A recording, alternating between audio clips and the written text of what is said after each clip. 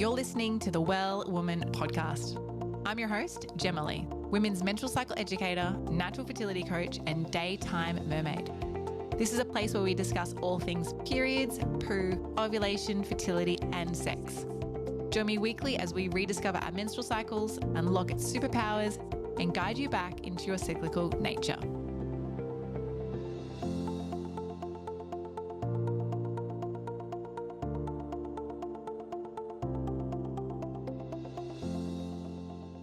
Hello and welcome. This is episode 232 of the Well Woman podcast. We are starting a new mini series. Officially, we need to talk about menstrual stories. And over the next 12 or 13, I can't remember the exact number, but the next 12 or 13 episodes, we're going to be interviewing some amazing guests that have been on the show before and some new guests to talk about real life experiences of menstruation. I figured so far on the podcast, we have talked a lot about things we can do to support the menstrual cycle, what creates the menstrual cycle, what influences and impacts the menstrual cycle. But what about real menstrual stories? So this episode kicks off our new mini series, Menstruation Mini Stories. And I'm going to share with you a little bit about my own cycle and my own personal experience. And I think it's really humbling listening to many other people share their own menstrual cycle stories. And so far, I've already recorded a bunch of episodes for this mini series. And I'm loving how diverse each and every single one of our guests' stories and experiences as a menstruator actually are.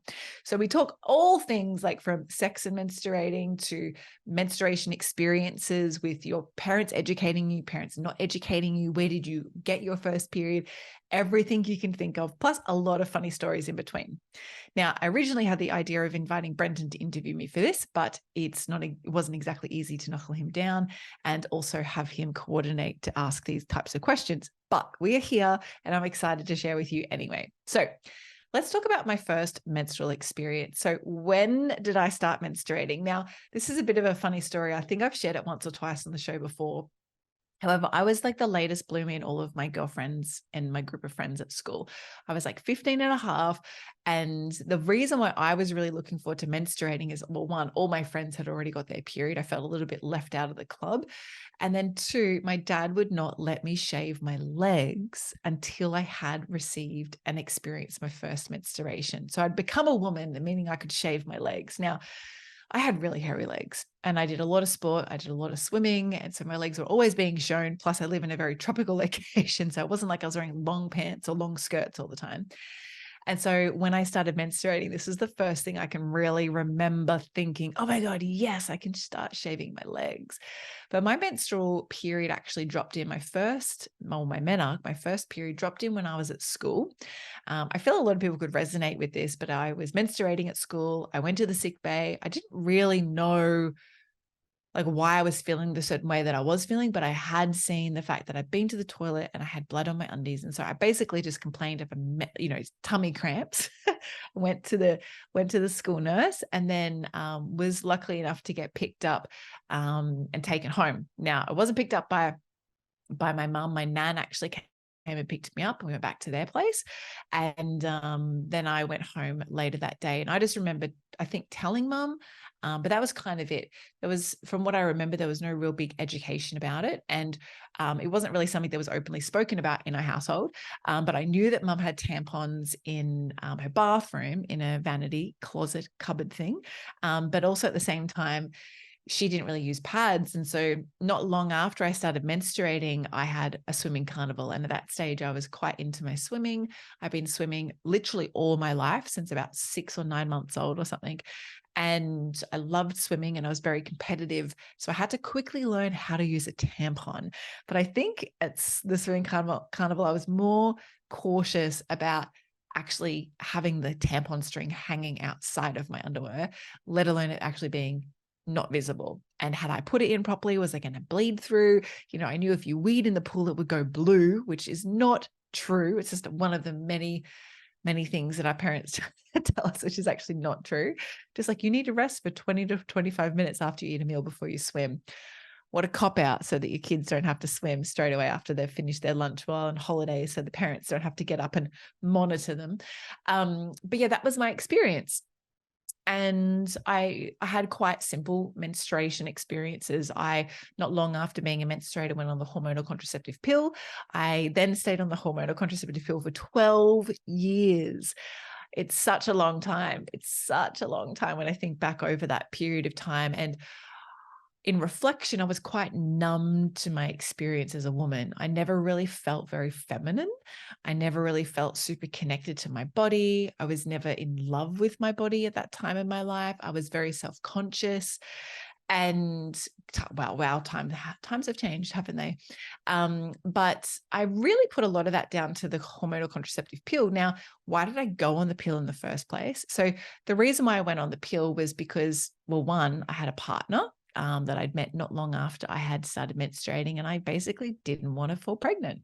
And so that was the surefire way at that time in my life that I knew that I wouldn't fall pregnant, is if I was on the hormonal contraceptive pill. Plus, a lot of my friends were doing it, and you could go to the doctor without needing any parental supervision if you're over 16, and you could get the pill. So that was what I did at that time. And that, really projected what my menstrual experiences were. So one thing when I was on the hormonal contraceptive pill that I was really stern about not doing was skipping my period. I just never felt like it was normal to like miss your period. Now, I didn't really know anything about the menstrual cycle, or didn't know anything literally apart from what products to use when you're menstruating.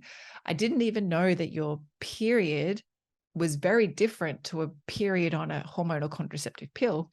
And so that was actually more of a breakthrough bleed than a regular period. So it was quite an interesting experience in reflection, because I never really wanted to skip it. I think I skipped it in the full 12 years. I think I skipped the sugar pills maybe 3 times.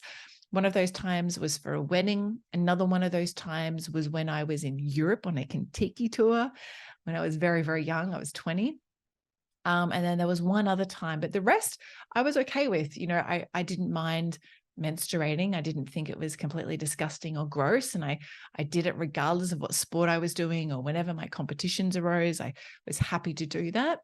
But very interestingly, in reflection, I never wanted to skip it, even though I did 3 times. And I think that's quite an interesting reflection, because a lot of people like to avoid having their period. So when they do and go on hormonal contraception, they kind of just forget it. Now, let's talk about menstrual education. So I mentioned that I didn't really learn too much from what I remember from my parents.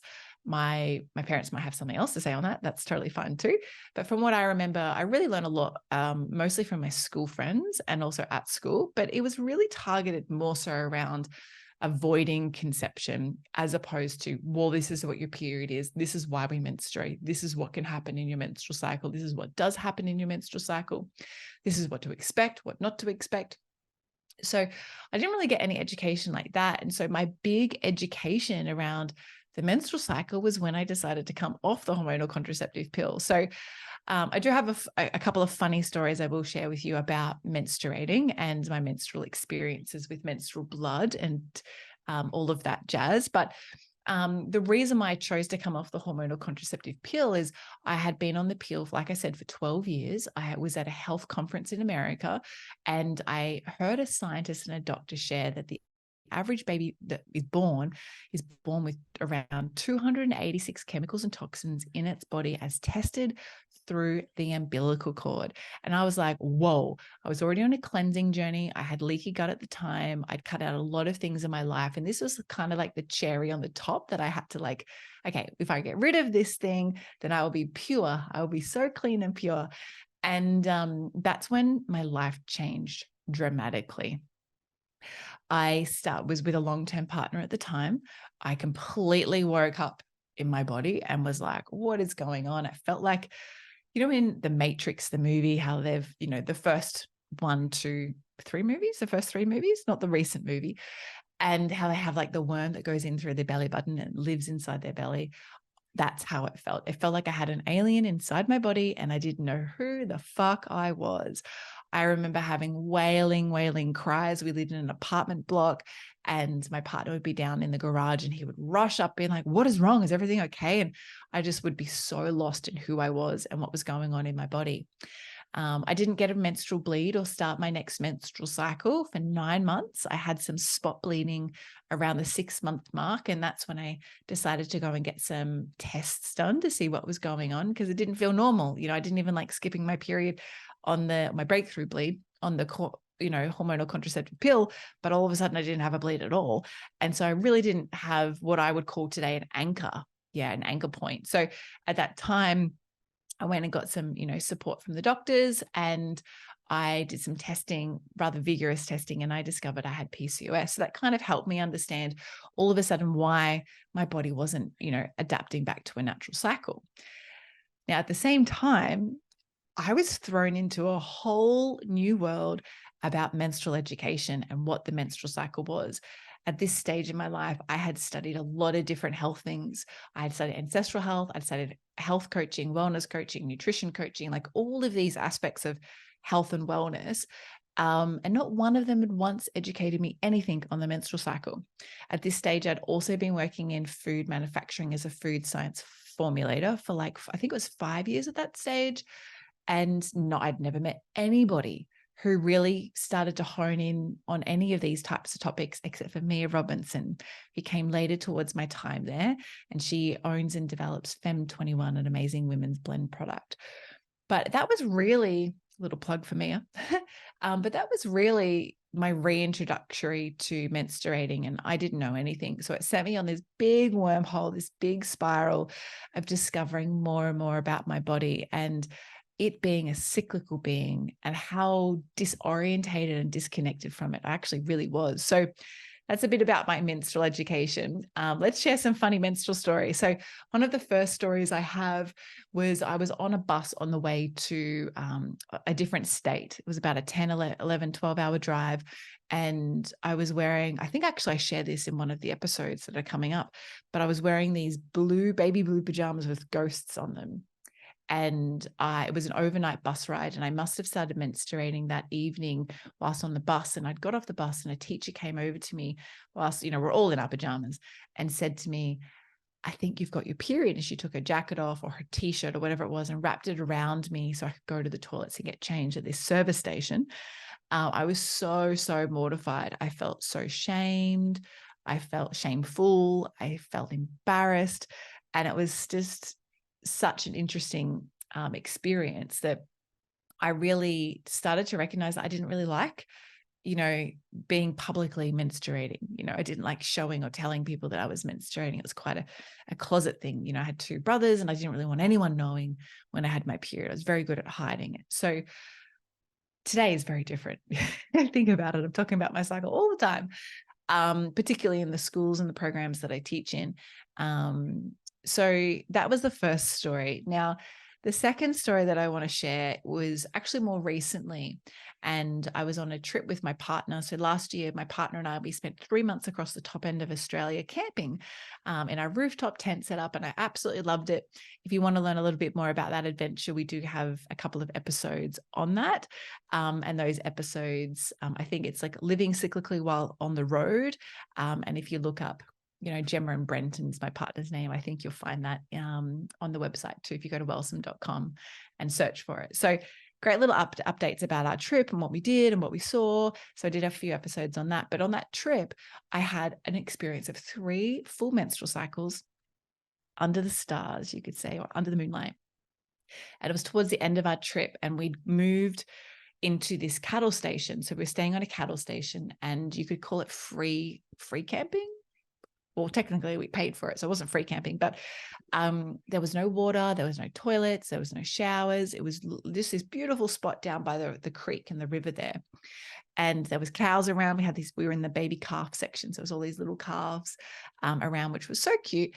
But I was also menstruating. And this was day 2 of my cycle at this stage. And when I was wearing a menstrual cup, we were sitting in a car for a long period of time on that day, driving from basically, where was it?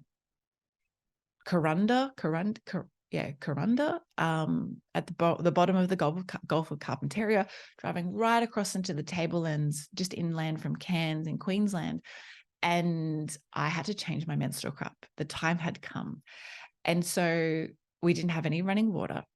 I had a tap that was connected to the car, but the car was not by the creek. It would have been a good 30 meters away.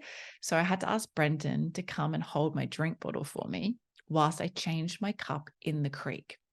And I didn't want to wash my cup in the creek because of who knows if the cows have shat in the creek and it's got feces and parasites and stuff. And I want to always look after my yoni health. So I wanted to wash it with fresh water myself.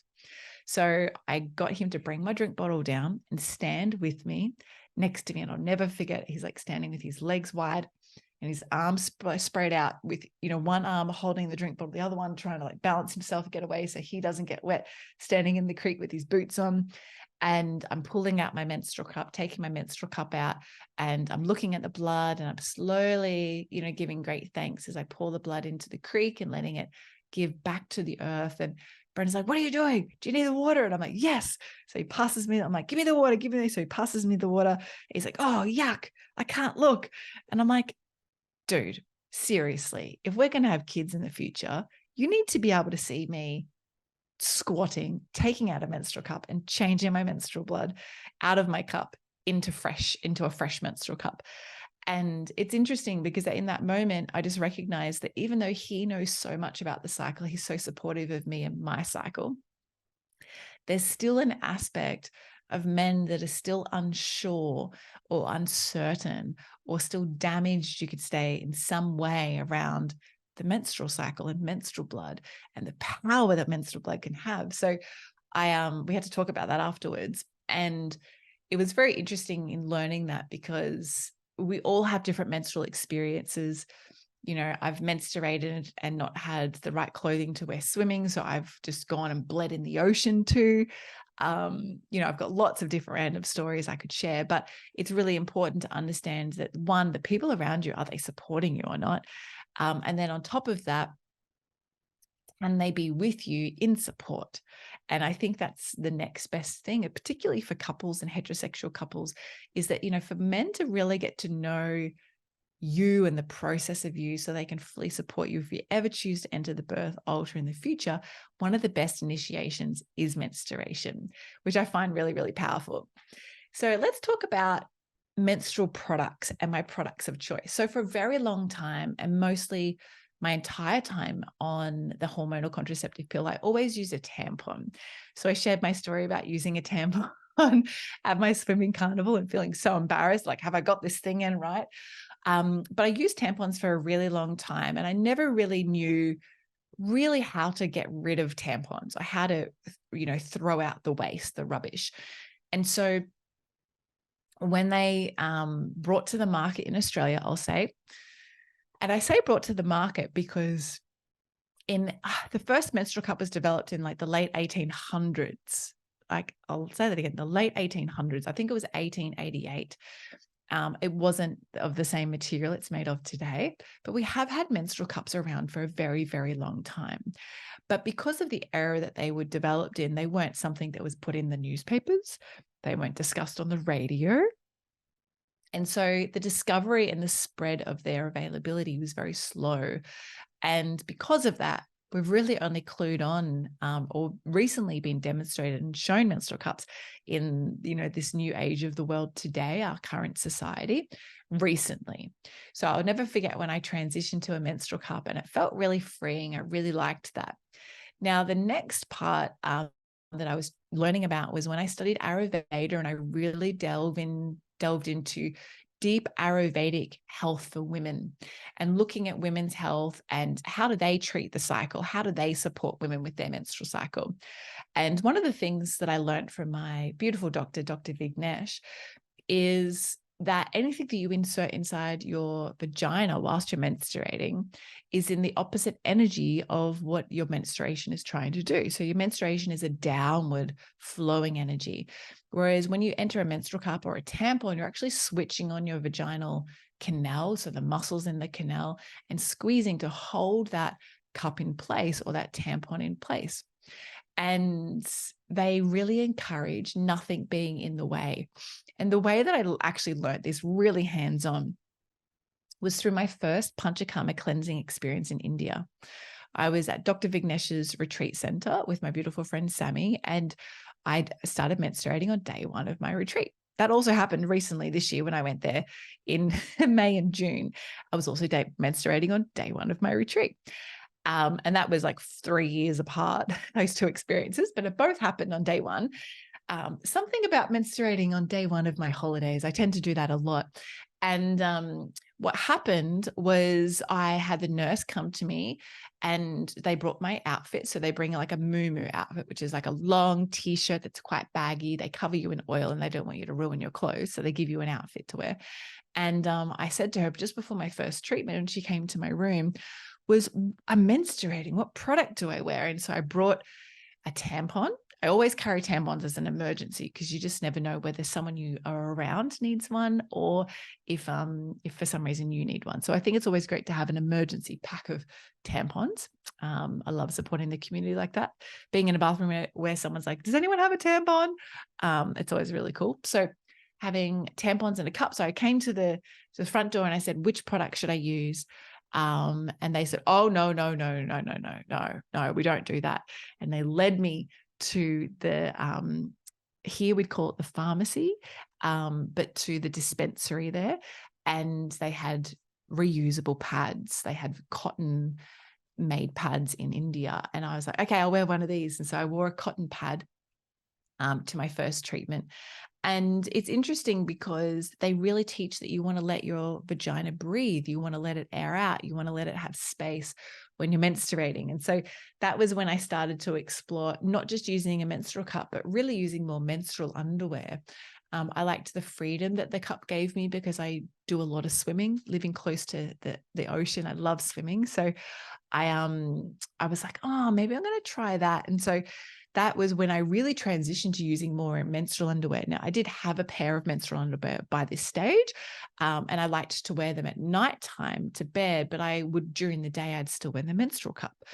I didn't like wearing my menstrual cup to bed. I like to always let my yoni breathe, so to speak. So when I came home from that first trip in India, COVID hit not many months later. I think it was like I came home in January and COVID really kind of started in March. So a couple of months later, COVID started. And it really gave me the opportunity as a menstruator to just be a menstrual bleeder and to practice free bleeding. I didn't have to go anywhere, which was really nice. And I could use my menstrual underwear and I could practice the art of free bleeding. And that really deeply connected me to a new layer and level of my menstruation, which I loved and adored and I still use today. So that's been my transition of menstrual products. There are lots of different products out there in the market now, but I think it's really important to find one that works best for you. And that's what I have used and also what I've experimented with. I never really liked using disposable pads. I found they were a little bit like a nappy. As you walk, you're like whoosh, whoosh, whoosh, whoosh, whoosh. And so I was very happy to, keep today using reusable products that are good for the earth and safe for us and our bodies too. So the two brands, actually, I'll share that the number one brand I'm actually really loving at the moment is Salt. Salt make menstrual cups. I use their menstrual cup and I also use their period underwear. Their period underwear feels like normal underwear. It does not feel like a pad that's in your undies at all. And I love that. It's a fantastic American brand and they ship to Australia. So I love that. And they're all clean fabrics too. So very healthy for your yoni as well.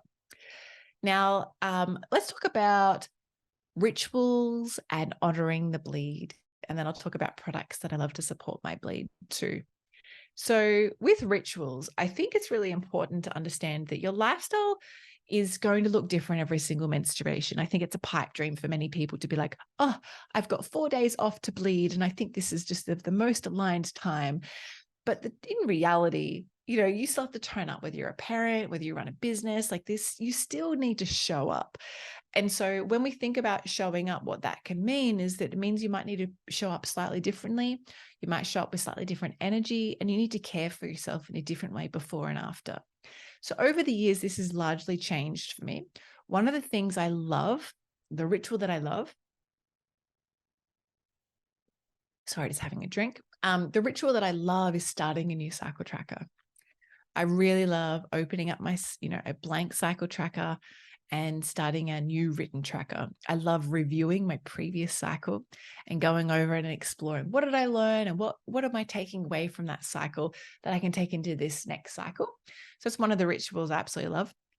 The other thing I really love is that when I'm doing that at the same time, I get to look at like, ooh, roughly when would I be in my inner summer?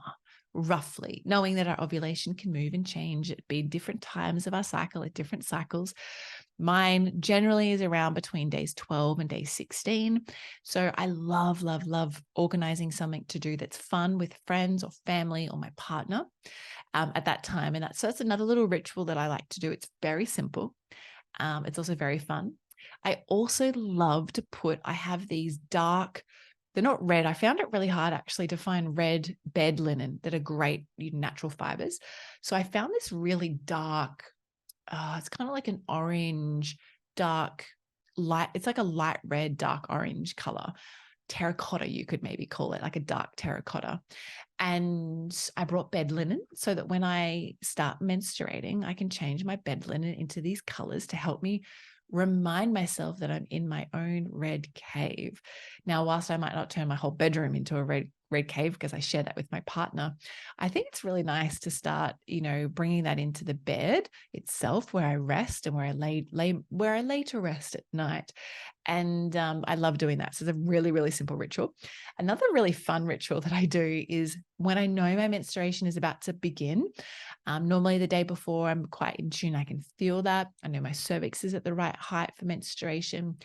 And I always love to make pesto gnocchi. So I make a homemade pesto sauce. It's so easy to do with mushrooms, olives. Sometimes I put some zucchini in and gnocchi, gluten-free gnocchi. And that is for me, that's such a grounding meal. It really helps ground me. And I find it a really anchoring point to sum up my cycle, close out my luteal phase with a really beautiful carby meal, and then welcome into my menstruation. When I am menstruating, I love to also make dal khichdi. It's a beautiful Ayurvedic Indian meal that I love, love, love making. It's always nicer too when someone else makes it for you, but I do really love having that meal too. And then the last thing that I really love to do to honor my bleed and a bit of a ritual is I always do a castor oil pack in the lead up to my bleed. And often I'll also do a yoni steam to help open my body and soften myself. And as Melissa will share in her episode in this mini series, what she does to help soften and prepare herself for menstruation, I find the yoni steam is a really beautiful softening and giving time. I might only steam for 5 minutes or 10 minutes. It doesn't have to be a long time. I can read my book at nighttime whilst I yoni steam. And I find that along with castor oil packing, I don't do it at the same time, different times, but also that with doing a castor oil pack is really, really beautiful to honor the upcoming bleed. And I very rarely get a whole day off when I menstruate or 2 days off when I menstruate. I have quite consistent work. And that means for me that how I turn up at different times of my cycle for different engagements, you could say, or different what's a good word here? Meetings, opportunities, scheduled appointments, whatever you want to call them. I get to bring different energy. And that's one of the main reasons why at this show here, we always ask, so tell us, what day of your cycle are you on and how are you checking in right now? Because I think that's a really, really beautiful thing to do. And right now I'm entering my inner springtime. So these are different ways I like to honor my bleed. And let's sum it up. If we were live, I'd love to ask you. So tell me, do you have any questions? What would you love to know? So if you're listening to this and you have questions or you've got feedback, please come and let me know on Instagram. I would love, love, love to hear from you. But let's talk about some of the products that I really love for menstruation. So one product I absolutely love, and this is going to sound so weird, but it's my milk frother. So I brought online a milk frother. I think it was like $20 or $30. And I love making hot cacao and frothing almond milk. I love it. It's kind of like this little homebrew. I'm not a coffee drinker. I've never really enjoyed the taste of coffee. So I don't have anything against coffee. I just not a fan of the taste myself. And for me, having a milk frother is just life. Like, oh, it was an essential for me to travel with. Now, another thing that I absolutely love at this time, a product I love is my body gua sha and my body cups. So I have facial cups and body cups, and cupping is actually a Chinese medicine technique. To do it at home, you can just buy silicone cups. They sell them online really cheap. I think I bought a pack for like $20. And this pack allows me to cup my body and cup my face. And I find that really nourishing when I'm menstruating, because I get to just give myself some nice body care. And that's really, really honoring. So if you don't have either of those things, I highly suggest it. And then the last thing that I absolutely love, and this is a plug for my friend Rosie, is a free bleed blanket, or she calls them the splash blanket. I have 4 of these now, almost one in every room of the house. We have one in our bedroom. I have one here in my office. We have one in my camping kit. Like, we have a rooftop tent. So we have one that we take camping. And then we have a really, really big one that we use if guests are coming over and they want an extra blanket for their bed, or, we want an extra blanket or something. So I love having my free bleed blanket, my splash blanket. There's links for all of these types of things on my website too. So if you want to go check them out, you can. Or if you want to get one from Rosie, make sure you use the code Jema to save 10% on top of anything else that's going on at that time, or any sale that she's having. But these are all of the things that I found really supportive of my menstruation. And also all of my fun little insight stories about my menstrual experience, my menarche education, some of the stories that have come through my menstrual years, products that I love and have experimented with, and what I love doing right now to honor me and my menstrual time. So for the next 12 or so episodes, we are going to be interviewing a handful of amazing women who have already been on our show today or before. And we're going to explore each and everyone's individual menarche stories, their own products they use and love, their own honor, like ways they honor their bleed, and things that they have experimented with, experienced, and the education they received or didn't receive. So I trust you're going to enjoy our little mini series we're kicking off with today for the next number of weeks. And I really hope you enjoy meeting all of our guests again, some of them for the first time. And here's to an amazing menstrual mini series.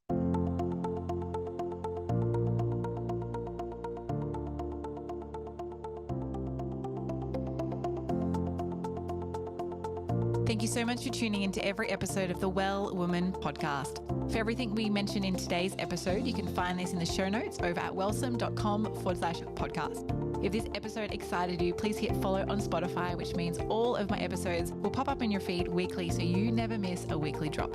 I'd love you to leave a review on Apple Podcasts too. Love this episode? Come and follow me over on Instagram at wellsome_Jema. Say hi and share what you've taken away from this episode with me. Now, is there a bestie, sister, or a friend who you know who might be fed up, frustrated, and confused with their cycles? Are they ready to join you in awakening their cyclical essence too?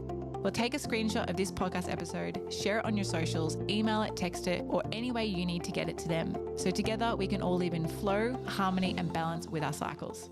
Now, until next time, beautiful, get connected, listen to your body, and remember, body confidence all begins with living in tune with your menstrual cycle.